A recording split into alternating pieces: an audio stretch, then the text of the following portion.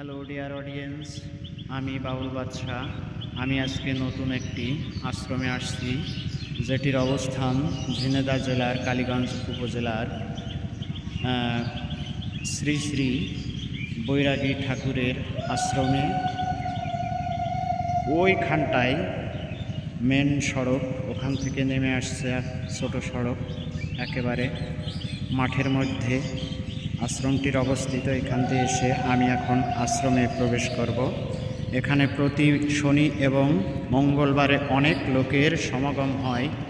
আজকে অবশ্য একেবারে ফাঁকা, দু একজন লোক ছাড়া।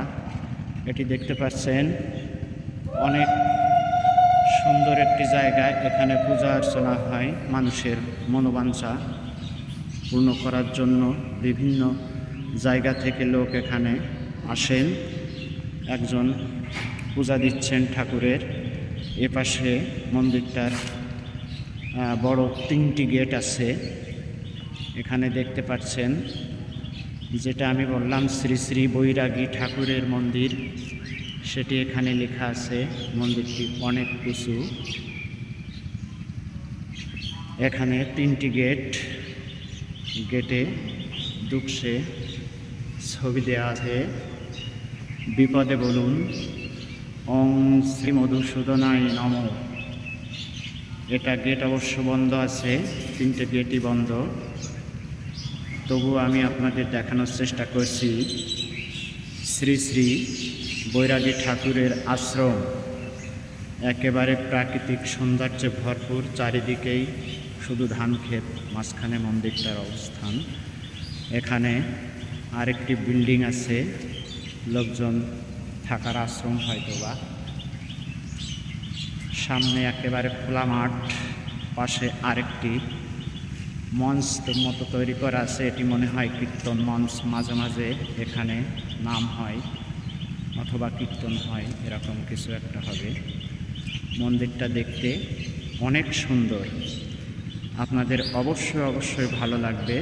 যদি মন চায় এখানে ঘুরতে আসবেন, মন প্রাণ শীতল হয়ে যাবে।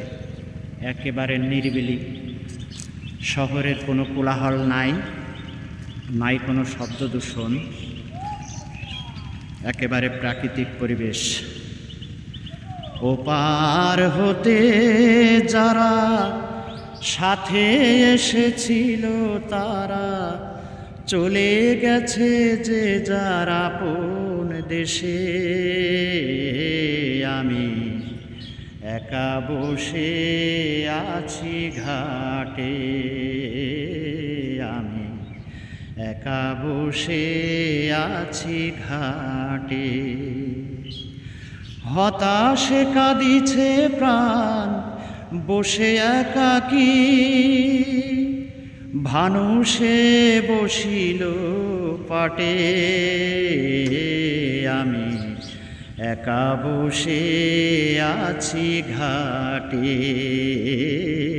আমি একা বসে আছি ঘাটে। অসংখ্য ধন্যবাদ সকলকে।